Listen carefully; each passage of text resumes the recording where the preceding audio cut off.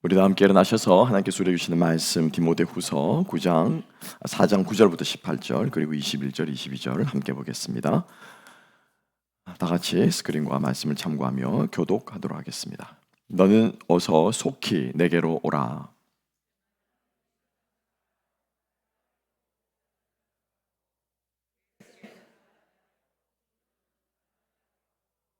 누가만 나와 함께 있느니라. 네가 올 때 마가를 데리고 오라. 그가 나의 일에 유익하니라.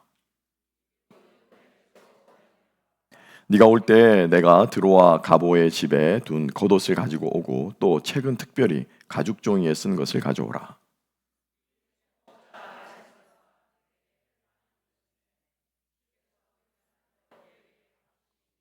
너도 그를 주의하라. 그가 우리 말을 심히 대적하였느니라.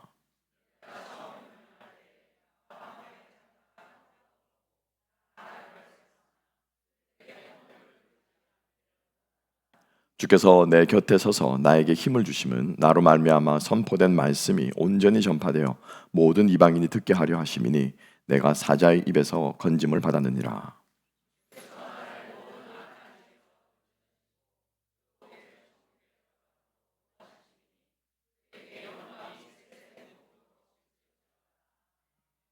너는 겨울 전에 어서 오라. 으블로와 부데와 리노와 글라우디아와 모든 형제가 다 너에게 문안하느니라. 나는 주께서 내 심령에 함께 계시기를 바라노니 은혜가 너희와 함께 있을지어다. 아멘. 아멘. 자리에 앉으시겠습니다. 오늘의 말씀과 함께 속히 내게로 오라. 속히 내게 오라는 제목으로 함께 은혜 나누겠습니다. 이 세상에서 약자들을 돌아보고 또 그들에게 힘이 되어주는 것은 참 더할 나위 없고 중요한 일인 것 같아요. 그죠? 옆 주변에 연약한 자들 또 불쌍한 사람들 많이 있지 않습니까? 그들에게 손을 내미는 것 하나님께서 기뻐하시는 줄로 믿습니다. 그 중에서도 참 중요한 일은 바로 약한 사람들 중에서 가장 약한 사람 바로 죽음을 앞두고 있는 사람이 아닐까 싶은 생각을 하게 됩니다. 이 죽어가는 사람 또 임종을 앞두고 있는 사람을 돌보는 것은 너무 중요한 것 같습니다. 그래서 우리가 이제 캐롤튼 양로원에 가면서도 우리가 늘 그죠? 그분들을 돌보고 섬기는 것도 그러한 마음에서 하고 있죠. 그래서 이 일이 너무 중요하기 때문에 한 가정에서 가족이 돌보는 것을 이제는 사회가 국가가 우리가 소위 말하는 호스피스 사역이다라고 하는 것을 제도적으로 만들어서 국가가 그것을 담당할 정도로 이 죽어가는 사람을 돌보는 것은 너무 중요합니다. 그래서 우리는 이것을 다른 말로 임종을 지킨다라는 표현을 쓰죠. 여러분들 어떻습니까? 주변에서 여러분들은 임종을 지켜본 적이 있으십니까? 아니면 임종을 지키지 못해서 참 가슴이 아픈 적이 있습니까? 저는 개인적으로 저의 부친의 임종을 지키지 못해서 참 가슴 아픈 경험이 있습니다. 그도 그럴 것이 저는 그 당시에 미국에 있었고 위독하다는 말을 들었는데 어떻게 하루아침에 비행기 티켓을 끊어서 갈 수가 있겠습니까? 그래서 결국에는 운명하신지 임종하신지 제가 이틀이 지나서야 제가 도착하게 되었고 장례 일정을 치를 수 있게 되었습니다. 아마 저와 비슷한 경험들을 하시는 분들 주변에 많이 보셨을 거예요. 이민생활을 하다 보면 여러 가지 여건이 허락하지 않기 때문에 임종을 지키는 것이 생각처럼 쉽지 않습니다. 그래서 저는 그때 불효에 대한 죄책감이 들기도 했고요. 참 아버지께 너무너무 죄송한 마음이 들었습니다. 임종을 지킨다. 어떤 사람의 생을 마지막을 함께 한다라고 하는 것은 너무 중요합니다. 그래서 오늘 이 본문의 마지막 이제 이 사도 바울이 자신의 인생의 제일 마지막에 마지막 편지의 마지막 장이 오늘이 디모데후서 4장인데요. 이 4장을 이렇게 시작합니다. 어떻게 해요? 너는 내게로 속히 오라. 이제 죽을 때가 다 된 거예요. 그죠? 그러니까 바울이 지금 디모데로 너는 내게 속히 오라. 그리고 21절에 마지막에 가서 또 어떻게 해요? 어서 오라. 두 번이나 디모데에게 간절하게 지금 바울이 디모데를 찾고 있습니다. 근데 왜 바울은 디모데를 빨리 오라고 그럴까? 겨울이 오기 전에 속히 오라. 여러분 겨울이 오면 어떻습니까? 배가 뜰 수가 없어요. 그죠? 배가 뜰 수가 없어요. 오늘하고 다릅니다. 상상할 수 없는 시대 아니겠습니까? 진창길이 얼어버리면 마차가 달릴 수가 없습니다. 그래서 바울이 지금 겨울이 오기 전에 어서 오라라고 하는데 그러면 왜 바울이 디모데를 이렇게 간절한 마음으로 붙잡느냐라는 거예요. 여러분 그런 마음 들지 않습니까? 여러분들이 생애 마지막이라 그러면은 어떤 마음이 들겠어요? 한 번쯤 더 보고 싶은 사람 있지 않으세요? 그죠? 그리고 이 사람만큼은 꼭 내 옆에 있었으면 좋겠다. 그런 사람 있지 않으세요? 혹은 혼자 가는 것이 너무 두렵고 무섭고 외롭고 그런 마음에서 여러분들이 붙지 사람을 부를 마음이 들지 않겠어요? 여러분 한번 생각해 봅시다. 바울은 왜 디모데를 불렀을까? 그토록 간절히 불렀을까? 근데 오늘 중간에 본문에 보면 뭐라고 말합니까? 내가 그 집에 그 사람 이름이 뭐죠? 예, 가보, 그죠? 드로아 가보의 집에 옷을 하나 두고 왔는데 이 로마 감옥이 너무 추운 거예요. 겨울에 그 지하 감옥이 습하면요, 이 뼛속까지 그죠? 그 추위 한기가 들잖아요. 그러니까 그 옷이 생각나서 그 옷 좀 갖다 달라고 지금 디모데를 불렀습니까? 아니면은 지금 또 책에 특별히 가죽 종이에 쓴 책을 가지고 오라. 그러니까 뭐 읽을 거리가 없어가지고 내가 읽고 싶은 그 책이 읽고 싶어서 디모데를 불렀습니까? 그건 아닐 거예요. 그럼 왜 지금 바울이 디모데를 이렇게 간절히 부르는가? 여기에 오늘 우리가 하나님께서 여러분들에게 하시는 하나님의 음성이 있는 줄로 믿습니다. 바울이 한마디로 말하면 결론부터 말씀드리면은 뭐 자신의 복음 사역을 위해서 무엇을 위해서요? 복음 사역을 위해서. 외로움 때문에가 아니고요. 추워서가 아니고요. 책이 갖고 싶어서가 아니고 인생의 마지막 길이 외로워서가 아니라 누군가가 지금 내 옆을 지켜주었으면 좋겠다라고 이런 마음이 아니라 무엇 때문에? 복음 사역 때문에 지금 바울이 디모데를 간절히 부르고 있다는 것입니다. 우리 그 이유를 오늘 말씀을 보게 되면은 등장하고 있는데 세 가지로 함께 한번 생각을 해보겠습니다. 자, 지금 사실은 바울은 디모데를 부르고 있지만 바울 옆에는 누가 있습니다. 누가 있느냐면 11절 말씀을 함께 볼까요? 11절 말씀 다 같이 한번 읽어보십시다. 다 같이 읽습니다. 11절 시작. 누가만 나와 함께 있느니라. 네가 올 때에 마가를 데리고 오라. 그가 나의 일에 유익하니라. 아멘. 지금 바울 옆에는 디모데만 없지 또 마가 여러 사람은 없지 한 명 누군가는 지금 있어요. 이 사람이 누굽니까? 누가라는 거예요. 근데 이 누가가 무엇하는 사람이었냐를 우리가 주목해서 봐야 돼요. 우리가 잘 아는 것처럼 누가의 직업은 무엇이었습니까? 의사였죠. 예. 그리고 누가는 역사적인 지식이 아주 깊은 사람이었어요. 그래서 이 누가는 예수님의 행적을 기록하였을 뿐만 아니라 무엇도요? 바울이 전도한 바울의 행적을 전도 행적을 쭉 따라가면서 바울의 모든 전도 행적을 기록했고 이 책이 무엇입니까? 사도행전이라. 그러니까 지금 이 누가는 바울을 끝까지 따라간 사람이에요. 1차 전도여행, 2차 전도여행, 3차 전도여행, 마지막 로마 감옥에 갇혀있는 이 순간까지 지금 옆을 지키는 사람이 누가였는데 왜 누가가 바울 옆에 끝까지 함께 했냐라는 거예요. 무엇 하려고요? 기록하려고. 이 누가는 바울의 눈과 귀가 되어서 모든 보는 것들을 기록을 했습니다. 즉 다시 말하면 복음을 위해서 복음을 기록하기 위해서 하나님께서 이 바울을 통해서 하시는 엄청난 일들을 이거를 후세에 전하기 위해서 누가는 끝까지 지금 바울과 함께 있다라는 거예요. 무슨 말입니까? 복음 전하는 사람이 지금 자기 곁에 있다. 그럼 여러분 마가는 왜 데리고 오라고 했을까요? 여러분 우리가 마가는 잘 알다시피 마가 요한이라고 하는 이 사람은 사실은 바울의 1차 전도 여행 때 함께 했던 사람입니다.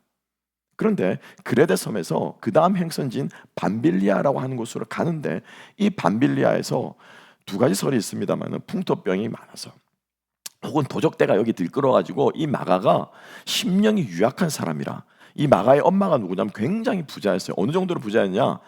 120명이 들어갈 큰 방이 있는 집을 가지고 있을 정도로 마가는 부자였어요. 엄마가. 그래서 우리가 말하는 마가의 120문도가 그 집에 모인 거예요. 그러니까 엄마 아빠가 부자니까는 잘 되면 좋지만 엄마 아빠가 부자면 보통 자녀들이 좀 어떤 경향들이 있습니까? 좀 유약하고 심약하고 좀 그런 면들이 있죠. 좀 응석바지가 있고 그죠? 엄마 아빠 그늘에서 일해가지고 아마 좀 이랬던 것 같아요. 그래서 어찌되었건 간에 이 바울의 1차 전도 여행에서 이 마가는 중간에 돌아가 버립니다. 그런데 이것 때문에 팀워크가 심각하게 깨어져 버려요. 전도 여행을 더 할 수가 없게 큰 타격을 입히게 되는 것이 마가가 중도 포기한 이 사건이에요. 그래서 이 일 때문에 2차 전도 여행 때 이 마가를 다시 데리고 가자고 바나바는 제안했습니다. 한 번 더 기회 주자. 바나바의 이름이 별명이 무엇이었습니까? 위로의 아들이잖아요. 그죠? 위로자예요. 그러니까 한 번 더 기회 주자. 근데 바울은 어땠습니까? No. 안 된다. 또 중도에 돌아가면은 우리 팀워크가 또 깨진다. 복음을 위해서 이 사람은 데려갈 수 없다라고 해서 둘이 심각하게 싸웁니다. 그래서 결국엔 어떻게 됩니까? 둘이 갈라서죠. 예. 그래서 바나바와 마가는 다른 쪽으로 가고 이 바울과 이제 저기는 누가가 비시디아 안디옥 지방으로 이제 선교를 가게 되는 이 전도팀이 갈라지게 되는 이 원인을 제공했던 사람이 마가예요. 근데 이 사람은 지금 어떻게 하라고요? 데리고 오래요. 여러분 생각해 보세요. 여러분들의 인생에 여러분들 사기치고 여러분들 욕하고 여러분들에게 해를 입히고 여러분들에게 뭐 많은 마음에 상처 준 사람을 여러분 인생의 마지막 가는데 부르고 싶겠습니까? 어떻습니까? 아니죠, 그죠? 이따가도 어떻게 해요? 저 인간 얼굴 좀 안 보게 해라. 쟤는 좀 내보내라. 여러분 이렇게 되지 않겠습니까? 부르기 싫다 이거예요. 부르면 안 되죠. 내 마지막 가는 길을 나에게 상처 준 사람이 어떻게 지킬 수 있겠습니까? 그런데 바울은 이 마가를 어떻게 해요? 데리고 오라. 그 이유가 바로 뒤에 이어집니다. 이는이라고 말하죠. 뭐라고 말합니까? 이는 뭐라고 말하죠? 그가 나의 일에 유익하대요. 나의 일에 유익하다. 여기서 우리가 일이라고 말하는데 원어 성경에 뭐라고 하냐면 ministry라고 말해요. ministry. 마가를 왜 부르라고요? 나의 사역에 유익하기 때문에, 나의 사역에 도움이 되기 때문에 마가를 부르라라고 말한 거예요. 사실 뒷이야기입니다만 그렇게 마가는 1차 여행 때 도망갔고요.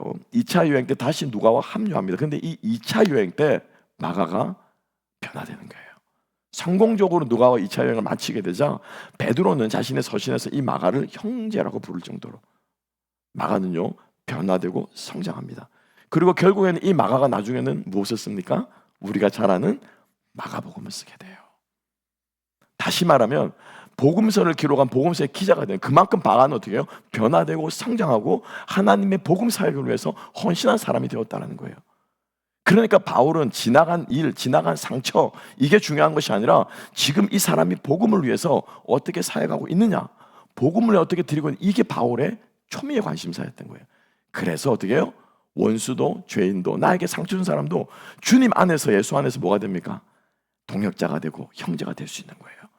개인적인 감정을 생각하면 싫지만, 개인적인 상황을 멀리하고 싶지만 하나님 나라 복음을 생각하고 있기 때문에 바울의 모든 관심사는 어디예요? 복음에 꽂혀 있는 거예요. 그래서 마가도 데리고 오고 누가도 데리고 오라고 하죠. 왜? 이 사람들이 복음을 위해 필요한 사람들. 자, 그러면 사람들을 모으는 것뿐만 아니라 그 다음 절에 함께 볼까요? 함께 봅시다. 12절 말씀. 12절 다 같이 한번 읽어보십시다. 시작. 두기고는 에베소로 뭐 했다고요?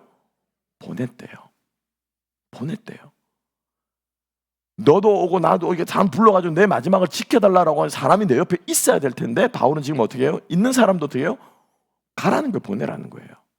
그러니까 지금 바울의 기준은 내 마지막을 누가 지키느냐, 내 옆에 사람이 있고 없고가 중요한 것이 아니라 무엇이 중요합니까? 하나님 나라 복음이 중요한 거예요. 복음의 사역을 위해서라면, 사람도 원수도 나에게 불러오고 복음의 사역을 위해서라면 내 옆에 있는 사람도 어떻게 해요? 보낸다라는 거예요. 바울은 그야말로 마지막 눈 감는 그 순간까지 하나님 나라 무엇을 위해서? 복음을 위해 살아갔던 사람이에요. 복음의 사명을 감당하기 위해 살아갈 때 바울은 바로 하나님께서 자기 주변의 사람들을, 복음의 동역자들을 붙여주기를 원했다라고 하는 것을 우리는 기억할 필요가 있습니다. 똑같은 맥락에서 여러분, 바울이 빌립보서에서 사람들이 자기의 감옥에 갇혔다는 얘기를 듣고 어떻게 했습니까? 막 시기 질투하면서, 그죠? 바울을 욕하면서 바울에게 막 음해를 하면서 뭐예요? 전도를 했어요. 바울은 따라가지 마, 바울 교회는 가지 마. 쉽게 말하면 저 사람 사기꾼, 저 사람 막 욕을 하고는 어떻게 해요? 내 복음을 들어라, 우리 교회 와라. 쉽게 말하면 이렇게 하는 거예요. 바울이 감옥에서 그 소식을 들었습니다. 마음이 어땠습니까? 뭐라고 고백하고 있죠? 제가 만약에 누가 저더러 신목사는 사기꾼이고 신목사는 이상한 사람이니까 하나로 절대 가지 말고 우리 B교회 오세요라고 한 사람이 있으면은, 주님 저 입을 좀 어떻게 해주세요. 막 저는 그렇게 막 기도했을 것 같아. 바울이 뭐라고 고백합니까? 전파되는 것은 복음이니 이로써 내가 뭐하더라?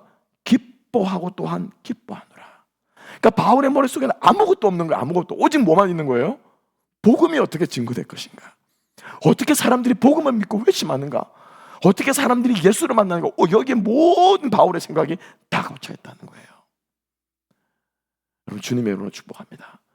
우리들의 인생이 마지막 끝나는 그 순간까지 주님께서 우리에게 주시는 그 사명을 위해 존재하는 인생들 되시기를 주님의 이름으로 축복합니다. 그럴 때 여러분, 하나님께서 우리들에게 사람을 붙여주세요. 여러분, 사람들이 자꾸 사람을 찾아다닙니다. 페이스북 해가지고 친구 신청하면 들어오고, 그죠? 여러분, 페이스북에 친구 몇 명 있습니까? 예. 어떤 분이 근데 항상 그러더라고요. 나중에는 결국 정리해. 400명, 500명, 1000명 돼도 나중에 페이스북 친구 정리 싹 하시더라고요. 친구를 찾아 헤매는 시대에 사람은 여러분 찾아 헤맨다고 주님 사람 붙지 않아요. 하나님께서 사람을 어떻게 해요? 붙여주셔야 돼요. 붙여주셔야 돼요. 여러분 인생에 여러분들의 주변에 어떤 사람이 남아있기를 원하세요? 지금 여러분 주변에 여러분 어떤 사람이 있습니까? 그냥 술 한잔 걸치면서, 그죠? 인생 녹두리하고 힘들어 죽겠다. 여러분, 그런 사람 여러분 주변에 많이 있습니까? 그럼 여러분들은 그런 시간과 물질을 그런 사람들과 함께 쓰는데 여러분들의 인생을 그렇게 쓰는 거예요. 여러분들 주변에 뭐 놀기 좋아하고 또 막 이런 거 좋아하고 막 뭐 취미생활 같이 하는 사람들이 많이 있습니까? 그러면 여러분들의 남은 인생은 그런 사람들과 함께 돈 쓰고 시간 쓰고 하면서 그렇게 보낼 거예요. 여러분 주변에 복음을 위해서 자기의 삶을 드리고 복음을 위해 사람들을 세우고 격려하는 사람들이 여러분 주변에 있습니까? 여러분은 그런 사람들과 함께 복음을 위해 살아가는 인생이 될 줄로 믿습니다. 여러분 주변에 지금 어떤 사람들이 있습니까? 그리고 어떤 사람이 있었으면 좋겠습니까? 사람을 얻는 방법은 두 가지가 있습니다. 하나는요, 여러분들에게 주어진 그 길을 묵묵히 해가세요. 그러면요, 사람이 주변에 붙습니다.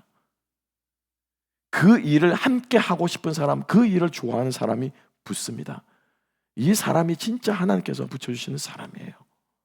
하나를 교회 A집사님이 저분은 정말 어려움과 힘든 가운데서도 기도로 그것을 극복한 분이야. 당신 말이야, 어려운 일 그 일 있다고? 우리 하나를 교회 A집사님 그분한테 기도 부탁해봐. 그분이라면 들어주실 거야. 그분이 기도하는 것을 하나님께서 들어주셔. 그분은 믿을 수 있는 사람이야. 그분 A집사님하고 한번 얘기해봐. 이렇게 어떻게 하나님이 붙여주시는 거예요. 함께 그 일을 하다 보면 우리 간증 아닙니까? 캐롤턴 우리 양론에 가서 사역하는데 우리 교인들만 오는 거 아니에요. 함께 그 일의 뜻을 같이 하고 함께 그 사역에서 쓰임받기를 원하는 사람들 하나님께서 붙여주시더라고요. 하나님께서 우리에게 사람을 붙여주시는 방법, 여러분들에게 사람을 붙여주시는 것은요, 여러분들이 그 일을 묵묵히 해나가십시오. 그러면 하나님께서 그때 여러분들에게 사람을 함께 한 사람들을 붙여주실 줄로 믿습니다. 저는 저의 목회도 그렇다고 믿습니다. 하나님께서 여러분들 한 사람 한 사람을 함께 교회를 세워나가는 동역자로 저에게 붙여주셨다고 믿습니다. 제가 여러분들을 섬기고 말씀을 전하는 양이기도 하지만 여러분들 저와 함께 하는 뭐예요? 동역자예요. 동역자. 같이 교회를 세워나가는 사람들이에요. 두 번째로 하나님께서 사람을 붙여주시는 것은요, 하나님께 기도하시기 바랍니다. 여러분들이 찾아 헤매다니지 마시고 하나님께 기도하십시오. 하나님, 저에게 사람 붙여주십시오. 여러분 어떤 경로를 통해서 배우자를 만난지 모르겠지만은 여러분 배우자를 위해서 뭐가 다 했습니까? 총각 때부터 처녀 때부터 뭐 다 했어요? 기도하셨잖아요. 하나님, 저에게 이런 배우자 주세요. 하나님, 저에게 이런 배우자, 이런 남편, 이런 아내 맡게 해주세요. 여러분 기도하지 않았습니까? 여러분 배우자 기도 이후로 여러분 어떤 기도를, 사람을 구하는 기도를 하십니까? 사업 파트너, 좋은 파트너 만나게 해주세요. 그죠? 또 내가 뭐 이 진로를 결정하는데 내가 좋은 멘토를 만나게 해주세요. 내가 좋은 교수를 만나게 해주세요. 여러분 어떤 기도를 하고 있습니까? 하나님 앞에 사람을 구하십시오. 근데 어떤 사람을 구하느냐? 하나님의 복음을 위한, 하나님의 사람을 구하며 기도할 때 하나님께서 우리들에게 사람을 붙여주실 줄로 믿습니다.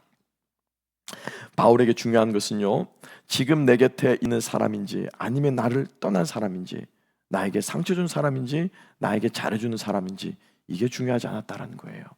바울에게 중요한 것은 무엇이었습니까? 바로 복음에 합당한 일꾼인지 아닌지, 복음 전파, 영혼 구원, 하나님 나라 확장, 이것을 위해서 삶을 드리는 이 사람들이 바로 바울의 곁을 마지막까지 지켜주는 사람이었다는 것입니다. 여러분, 저는 축복합니다. 여러분들의 인생의 마지막에 그런 사람들이 여러분 주변에 많이 있게 되기를 주님의 이름으로 축복합니다. 얼마나 복됩니까? 그죠? 마지막 순간, 가는 순간까지 하나님 나라를 이야기하고 마지막 날까지 교회를 이야기하고 마지막 날까지 복음을 이야기하며 가는 것, 얼마나 복된 삶입니까? 여러분, 이러한 삶을 사모하시고 이러한 사람들과 함께 하시길 바라는 주님의, 저와 여러분 될 수 있기를 주님의 이름으로 축복합니다. 그래서 바울이 어서 내게로 오라라고 하는 이 메시지 속에는 나와 함께 복음 사역에 동참하자고 하는 이 부름이 바로 바울에게 있었다라고 하는 것입니다. 두 번째로 함께 보겠습니다. 어서 내게로 오라라고 하는 이 바울의 말에 두 번째로 담긴 뜻은 뭐냐면은, 바울은 생각했습니다. 내 주변에 누가도 있고 이제 마가도 있고 디모데도 있고 막 사역자라 생각하는데 바울이 갑자기 깨달은 거예요. 아, 그 사람들만 있었던 것이 아니라 나와 함께 하시는 분은 누구라고요? 하나님이시구나. 이것을 바울이 깨달았던 거예요. 함께 오늘 본문으로 가보겠습니다. 17절과 18절을 읽어보겠습니다. 17절, 18절 다 같이 읽습니다. 시작. 주께서 내 곁에 서서 나에게 힘을 주심은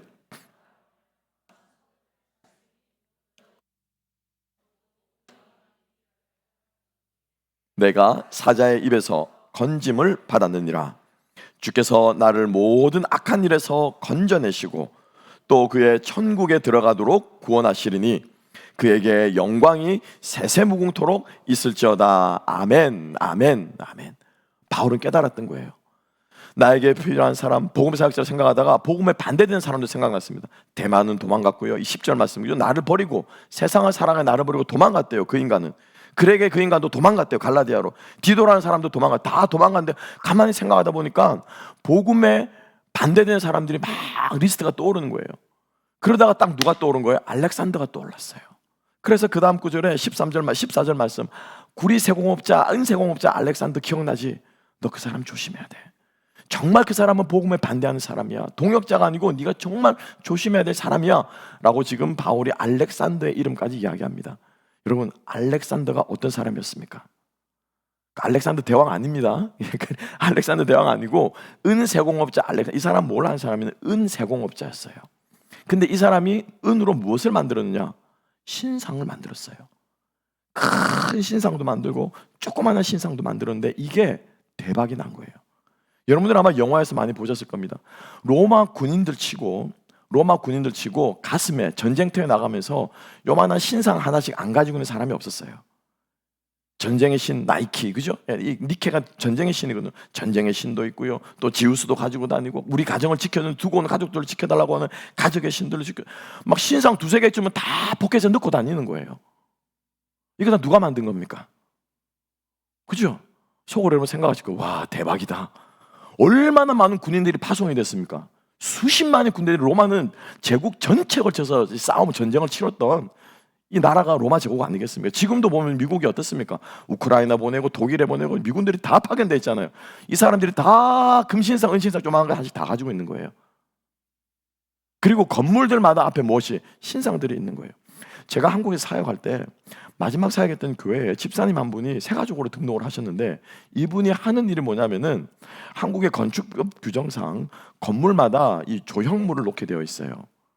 건물 앞에 큰 조형물. 아마 여러분들 모든 빌딩을 다 가면 앞에 뭐가 있습니까? 그죠? 희한하게 생긴 조형물들이 하나쯤은 다 있잖아요. 그죠? 그거 만드는 일을 하시는 분이었어요. 근데 이게 하나가 크니까는 어마어마하게 보통 억 단위더라고요. 보통 억 단위더라고요. 근데 이분이 그걸 잘 만드는 분이 아니요.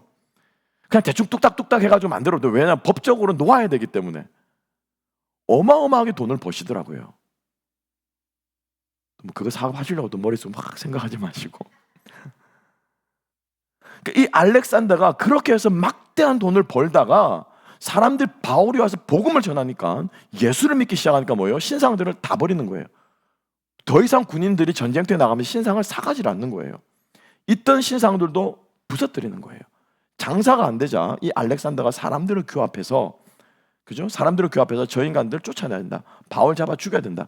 에베소에서, 지금 디모데가 사역하는 에베소 교회에서 사람들을 모아서 막 온 시내가 꽉 들고 일어난 거예요.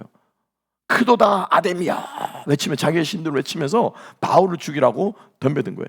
이 사실을 바울의 생질이 조카가 바울에게 알려줘서 도망가라. 그래서 바울이 에베소에서 간신히 목숨을 건졌습니다. 그러니까 알렉산더라고 하는 이 말을 딱 알렉산더 조심해라 라고 했을 때 바울의 머릿속에 무슨 생각이 들었을까요? 그때 그 일이 생각이 났겠죠. 그죠? 여러분 운전사고 교통사고 한 번 나면은 여러분들 어떻습니까? 트라우마가 생기죠. 그죠? 그러시더라고. 교통사고 한 번 나면 운전을 못 하시더라고. 그 다음번에 한 번 사고 사람 많은 데서 어떤 일이 한 번 일어나면은 그 다음에 사람 많은 데를 못 가시더라고요. 바울은 알렉산더 이야기를 하면서 자기가 생각이 난 거예요. 아, 그때 하나님이 나를 지켜주셨지. 눈앞이 아찔하면서 트라우마가 생기면서 그때 그게 얼마나 충격적이었는가를 바울은 고백을 하고 있습니다. 뭐라고 고백합니까? 17절 하반절에 17절 다 같이 한번 읽어볼까요? 다 같이 읽습니다. 시작. 주께서 내 곁에 서서 나에게 힘을 주심은 나로 말미암아 선포된 말씀이 온전히 전파되어 모든 이방인이 듣게 하려 하심이니 내가 사자의 입에서 건짐을 받았느니라. 아멘, 아멘. 그 정도로 충격적인 일이었다는 거예요. 생각해 보니까는 짐승의 입에서 하나님께서 나를 건지셨구나. 누가 내 곁에 서 있다고요? 하나님이 내 곁에 서 있다라는 거예요. 제가 동물의 왕국을 좋아한다고 몇 번 말씀드렸죠. 이번 주에 제가 동물의 왕국이 또 지나가다 뭔가 툭 뜨더라고요. 이게 쇼츠가 멧돼지 새끼를 사자가 잡았습니다. 보통 사냥을 할 때는 목을 물어가지고 숨통을 끊은 다음에 죽으면 잡아먹잖아요. 근데 뭐가 급했는지 살아있는데 산채로 뜯어먹기 시작하더라고요. 막 소리 발버둥 치는데 막 뜯어먹는데 뭐 이제 잡으니까는 누가 또 덤벼들잖아요, 그죠? 엄마 사자 새끼들, 사자 가족들이 모여가지고 그 살아있는 새끼 멧돼지를 산채로 뜯어먹더라고요. 말씀을 주면 그 장면이 확 생각나면서 이게 얼마나 바울이 아찔한 생각이었으면은 사자의 입에서 나를 건져내었는가. 그런데 그때 누가 내 옆에 계셨다고요? 누가 계셨다고요? 하나님이 계셨다. 하나님이 나를 지켜주셨구나. 그래서 지금 내 인생의 마지막에도 지금 누가 나를 끝까지 지키신다고요? 하나님이 지켜주시는구나. 지금 이 로마 감옥에서 마지막 죽음에 죽을 날을 받아들이고 있지만 끝까지 지금 누가 나와 함께 하시는구나? 하나님이 나와 함께 하시는구나. 바울이 그것을 깨달았던 거예요. 그래서 그것을 어떻게 해요? 디모데에게 고백하고 있습니다. 왜 고백합니까? 디모데, 너와 하나님께서 너와도 함께 하신다. 왜요? 왜 바울과 함께 하십니까? 바울이 고백하고 있죠. 복음을 전파하기 위해서. 여러분, 하나님이 지키시는 방법은 두 가지가 있습니다. 두 가지로 지키십니다. 우리는 많은 경우에 하나님이 나를 위험으로부터 지켜주시고 망할 수 있는 사업이 망하지 않게 해주시고 내 건강이 상하지 않도록 나를 지켜주시고 내가 물질적으로 어려움을 겪지 않도록 나를 지켜주시고 위기와 어려움과 역경에서 나를 지켜주신 이것을 하나님께서 지켜주신다라고 많이 생각합니다. 예, 그게 하나가 있습니다. 하나님은 우리를 지키십니다. 아멘. 하나님께서 바울을 그렇게 지키셨습니다. 하나님께서 바울이 돌에 맞아가지고 죽은 줄 알고 거적대기 덮어놓은 그 바울을 하나님께 살려내셔서 복음을 전하게 하셨습니다. 파도를 만나 배가 풍랑이 치죠, 그죠? 여러분 풍랑 쳐와서 저희 아버지께서 한 10여 년 정도 외항선을 타셨어요. 그냥 동해 앞바다, 부산 앞바다 다니는 배가 아니고 태평양을 건너는 배예요. 유조선처럼 큰 배도 태평양에 서면 어떻게 합니까? 천장으로 올라갔다 바닥으로 떨어져요. 아마 영화에서도 많이 보셨을 거예요. 그 얘기를 아버지가 해주시면 어릴 때 막 넋놓고 들었던 기억이 납니다.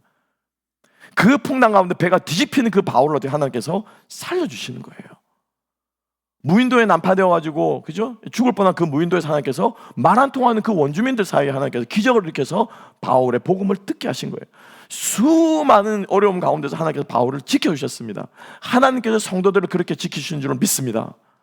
그런데 우리는 생각해야 돼요. 무엇 때문에 지키시냐는 거예요. 무엇 때문에? 왜 우리를 지키시냐는 거예요. 하나님이 나를 사랑하셔서. 물론 사랑하죠. 하나님이 나를 사랑하죠. 그것보다 더 깊은 하나님의 뜻이 있다는 겁니다. 그래서 하나를 지키시는 거고요. 두 번째 지키시는 것이 있는데 이게 중요해요. 하나님께서 바울을 많은 가운데 지키셨는데 그 중에 아주 인상적인 장면이 있는데 뭐냐면 바울이 빌립보 감옥에 갇혔을 때예요. 그때도 마찬가지로 전도를 했는데 어떤 부잣집에 돈이 많은 집에 여종 하나가 귀신이 들렸어요. 이 귀신이 들려서 뭘 하냐면 점을 치는 거예요. 그러니까 주인이 이 여종은 그 당시에 물건이었잖아요, 그죠? 이 여종을 이용해가지고 돈벌이를 하고 있는 거예요. 미래가 궁금한 것, 자녀의 앞날이 궁금하냐, 배우자가 궁금하냐, 사업이 궁금하냐, 우리 집으로 오시오 해가지고 복채받고 이 여종한테 예언을 하게 해가지고 돈벌이를 하고 있었어요. 근데 이 여종이 바울이 전도한 예수를 믿고 귀신이 쫓겨나면서 이 여자가 더 이상 예언을 못하는 거예요. 주인이 어떻게 했습니까? 고소를 했어요. 저 인간이 우리 집을 지금 망하게 하고 있다. 이상한 종교를 퍼뜨려가지고 망하게 하고 있다. 사람들을 혼란시킨다. 그래서 바울이 신라와 함께 빌립보 감옥에 갇혔습니다.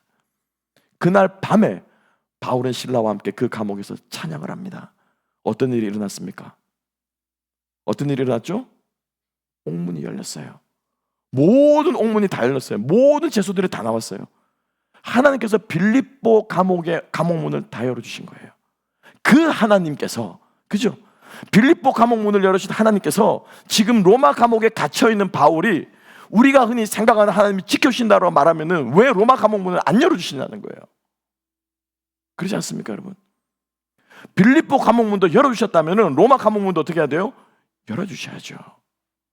그런데 하나님은 끝까지 결국엔 로마 감옥의 문을 열지 않으시고 바울이 거기에서 어떻게 해요? 죽게 만드시는 거예요. 왜요? 왜요? 이번 로마 행에서 바울의 사명은 무엇이냐면 황제 앞에 서서 뭐 하는 거예요? 복음을 고백하는 거예요. 복음을 선포하는 거예요. 자기에게 어떠한 위협과 어떠한 것들이 자기에게 닥치더라도 담대하게 서가지고 끝까지 복음을 선포하는 이게 바울의 뭐예요? 사명이었다는 거예요. 이게 사명이었다는 거예요. 그리고 뭐? 죽는 거. 그게 죽는 게 하나님의 사명이었어요. 우리는 흔히 생각합니다. 바울이 아직까지 나이가 좀 더 있고 건강이 좀 더 있으니까는 살려주면 더 좋은 일을 더 열심히 할게. 우리는 그렇게 생각하는데 하나님의 뜻은 그게 아니다는 거예요. 네가 죽어서 황제 앞에 복음을 전하고 죽는 게 순교하는 것이 나의 사명이야. 그러니까 바울이 하나님께서 우리를 지키시는데 첫 번째는 우리를 위험과 어려움 가운데서 우리를 지키십니다. 두 번째는 뭐냐면요, 성도가 이 땅에서 믿음을 포기하지 않고 끝까지 그 믿음을 지켜갈 수 있도록 하나님께서 어떻게 해요? 지키십니다. 아멘. 그래서 수많은 사람들이 그 콜로세움에서 아까 제가 말씀드린 그 짐승들이 뜯어먹듯이 그렇게 짐승의 밥으로 콜로세움에서 있으면서도 그 사람들은 어떻게 해요? 그들의 믿음을 어떻게 해요? 지킬 수 있었다는 거예요. 하나님께서 그들을 지켜주셨기 때문이에요. 우리 많은 사람들은 하나님 우리를 지켜주신다, 하나님 우리와 함께 하신다는 것을, 하나님 우리를 보호해 주시는 것만 생각, 아니요. 그게 아니고요, 하나님의 뜻을 이루기 위해서, 하나님의 사명을 이루기 위해서 우리를 지키시는 줄로 믿으시기 바랍니다. 그러니까 바울은 그의 인생의 다메섹 도상에서 주님을 만나는 순간부터 마지막 끝 순간까지 어떻게 해요? 끝까지 하나님의 그 사명에 묶여서 복음에 묶여 살아갔던 사람이라는 것입니다. 우리의 인생을 돌아보게 될 때 이제 나이 다 됐고, 나이 다 됐고 이제 은퇴할 때 됐고 잘 정리하고 이제 내 인생 다 정리하고 자녀들에게 유산 다 물려주고 내 사업자 다 정리됐고 이제 주님 부르신가 갈 때 있다. 이게 정리가 아니에요. 많은 사람들이 그렇게 생각합니다. 성도는 죽음으로써, 죽는 그 순간까지 하나님께 영광 돌리고 하나님이 쓰시는 그 쓰심에 쓰임받는 사람들이 성도들의 삶이 되어야 할 줄로 믿습니다. 그 사람이 하나님의 복음을 쓰이는 사람. 저는 지금 나이가 많아 쓸모없어요. 아니에요, 여러분. 여러분들이 누워가지고 침상에 누워서 사람들의 수발을 받으면서 하고 있더라고도 그 침상에서 신앙을 고백하고, 야, 저분이 마지막에 저렇게 가셨대 라고 하는 그 주변 사람들이 보게 되면은 그 죽음으로서 어떻게 해요? 하나님께 영광 돌리는 죽음이라는 거예요. 바울이 어떻게 죽었는가를 우리가 볼 때 그 바울 그리스도의 사도라는 그 영화 마지막 장면에, 그 마지막 장면 바울이 이제 참수형을 당합니다. 그 참수형을 당하는데 그 영화의 마지막 장면에 갈라디아서 2장 20절 말씀이 쫙 나오더라고요. 내 안에 사는 것이 그리스도니 이는 나의 죽음도 유익함이라. 그러니까 바울은 마지막 순간까지 하나님께서 그를 사용하시는, 그렇기 때문에 하나님께서 그와 함께 하심을, 지금 이 로마 감옥의 이 임종의 순간에도 하나님께 자기와 함께 하심을, 왜? 마지막까지 죽는 것이 사명이기 때문에 그 사명 감당할 수 있도록 하나님께서 자기와 함께 하고 계심을 바울은 느끼고 깨달았던 거예요. 여러분, 주님의 이름으로 축복합니다. 하나님께서 여러분들의 인생을 끝까지 지켜주시되 주님께서 여러분들에게 주신 그 사명 다하고 부르시는 그날까지 지켜주시기를 주님의 이름으로 축복합니다. 모든 사람이 죽습니다, 여러분. 그죠? 어차피 다 죽어요. 제가 이 인생의 미련을 버리라고 하는 말씀이 아니라 어차피 한 번은 다 죽습니다. 그러면 어떤 죽음으로 죽을까를 생각하고 살아가는 사람과 그 죽음이 싫어 무서워서 죽지 않으려고 사는 사람의 삶의 모습이 얼마나 다르겠습니까? 주님의 말씀처럼 죽고자 하는 자는 살 것이요 살고자 하는 자는 그 목숨을 잃을 것이라고 말씀하시는 그 말씀대로 우리가 순종하며 나아갈 때 우리와 함께 하시는, 지금 내 곁에서 복음을 위해서 나와 함께하고 계시는 하나님을 여러분들이 깨닫게 될 줄로 믿습니다. 그러한 주님 경험하는 저와 여러분 되시기를 소망합니다. 마지막 세 번째로요, 마지막 21절과 22절 제가 함께 읽었는데 바울 서신의 가장 마지막을 바울은 이렇게 마무리 짓고 있습니다. 22절 말씀 함께 한번 읽어볼까요? 22절 다 같이 읽습니다. 시작. 나는 주께서 은혜가 너희와 함께 있을지어다. 아멘. 아멘. 바울은 지금 그 하나님께서 이제는 누구와도 너와도 함께 하시기를, 지금 내 곁에 계시고 나와 함께 하셨고 사자의 입에서 나를 건져내신 이 하나님이 너와도 함께, 이걸 어떻게 해요? 가르쳐주고 싶고 말해주고 싶고, 그래서 어떻게 해요? 빨리 와라, 빨리 와라. 내 마지막을 나와 함께 하면서 하나님이 어떻게 내 인생의 마지막 끝날까지 함께 하시는지 보아라. 그러면서 그 하나님이 너와 함께 하시기를 바울은 지금 축복하고 있는 것이, 바울의 인생의 마지막의 마지막 편지의 마지막 장의 마지막 절입니다. 바울은 자신의 마지막을 주님께서 너의 심령에 함께 하시기를 원하노라, 이 말로 자기의 인생을 끝맺고 있습니다. 우리 예수님께서 마지막으로 남기신 말씀, 우리는 너희는 가서 모든 족속으로 제자를 삼아 아버지와 아들과 성령의 이름으로 세례를 주고 내가 너에게 가르쳐 본 바 모든 것을 지키게 하라. 이게 우리는 주님의 마지막 지상 대명령으로 알고 있습니다. 마태복음 28장 19, 20절이죠. 그런데 그 뒷부분에 한마디가 더 있죠. 어떤 말씀입니까? 볼지어다 내가 세상 끝날까지 너희와 항상 함께 있을지어다. 이게 우리 주님의 마지막 말씀이에요. 항상 함께 있겠다. 아들을 낳으리니 그 이름을 무엇이라고 하라고요? 임마누엘이라 하라. 우리와 함께 하기 위해서 이 땅에 오신 주님, 마지막 이 땅을 떠나시면서도 내가 너희와 함께 하겠다. 이 말을 바울이 깨달은 거예요. 이 말을 바울이 받은 거예요. 그 주님이 나와도 함께 하셨고 누구와도 너와도 함께 하실 거야. 우리 주님께서 여러분들과 함께 하시기를 주님의 이름으로 축복합니다. 어떠한 상황과 어떠한 문제 가운데도 주님이 함께 하시기를 축복합니다. 그런데 주님이 어떻게 함께 하시는 줄 아십니까? 17절에는 내 곁에 서서 함께 하신다고 했어요. 그죠? 주께서 내 곁에서 나와 함께 하심이라고 고백했는데 디모데에게는 네 곁에 서서 함께 하라고 말씀하지 않고 있어요. 뭐라고 하셨어요? 주께서 어디에? 너의 심령에 함께 하신대요. J.D. 그리어 목사님이 쓰신 복음 본색이라는 책의 첫 장이 그렇게 얘기합니다.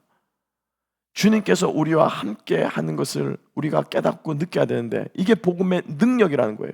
복음의 능력은 깨닫는 것이 아니라 복음의 능력은 경험하는 거라는 거예요. 제가 이번 이 시간 제가 지금 설교라고 말하고 있지만 여러분들이 귀로 듣고 눈으로 보는 것이 우리가 인지가 되지만은 이게 되어서 우리가 영으로 마음으로 그 말씀을 들은 말씀을 품을 때 실제로 이제 그 말씀은 실제가 되는 거예요. 말씀 안에 거해야 되는 거예요. 주님 안에 거하게 될 때 하나님께서 우리들의 심령 가운데 거하게 되는 줄로 믿습니다. 이거는 깨닫는 정도의 저의 설교는, 이 설교는 여러분 그냥 여러분들의 이해를 돕는 말이에요. 이 말을 듣고 사람의 지혜로 말하지만 고린도전서 1장 17절의 말씀, 내가 사람이 전하는 말로 하지 아니하고 성령께서 하시는 말로 십자가를 자랑한다고 얘기하는 것처럼 제가 말로 여러분들의 이해를 돕지만 결국엔 여러분들이 이 말씀을 듣고 이 말씀이 어떻게 여러분들의 심령 속에 하나님으로 인격으로 여러분들의 말씀이 거하는데 이것을 거하게 해주시는 분이 누구십니까? 성령이신 거예요. 성령이신 거예요. 그래서 예수님께서 요한복음 14장부터 다락방 강화에서 많은 설교들을 하십니다. 그죠? 나는 포도나무에 너희는 가지다. 내가 살아 너희를 사랑하니 너희도 서로 사랑하라. 나는 길이요 진리요 생명이 나를 말하면 저 아버지가 올 사람이 없다.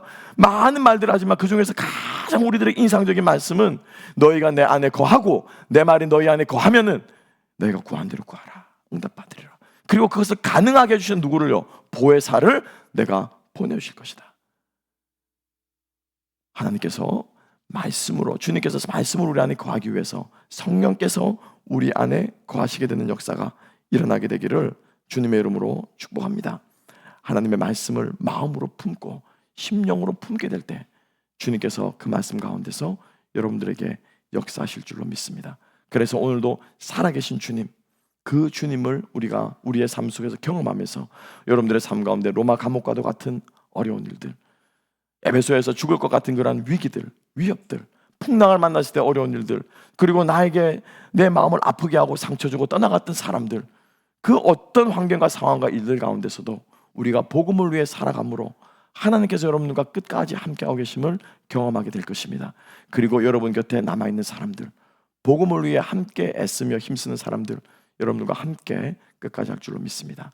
우리가 이 주님 경험하며 승리하며 살아가는 저와 여러분 될 수 있기를 주님의 이름으로 축복합니다. 기도하겠습니다. 하나님 아버지, 감사합니다. 그렇습니다. 주님, 어서 속히 내게 오라라고 말씀하시는 주님의 그 음성에 우리가 순종하여 복음 사역으로 함께 복음에 동력하며 어찌하든지 주님 우리의 삶을 통해 하나님 나라가 확장되기를 소망하고 그 가운데 우리를 도우시는 주님의 도우심을 경험하며 나아가는 우리 모두가 될 수 있도록 주님 함께 하시고 은혜 베풀어 주시옵소서. 감사하며 모든 말씀 예수님 이름으로 기도합나이다. 아멘. 우리도 함께 찬양하며 준비하신 예물 주님 앞에 드리겠습니다.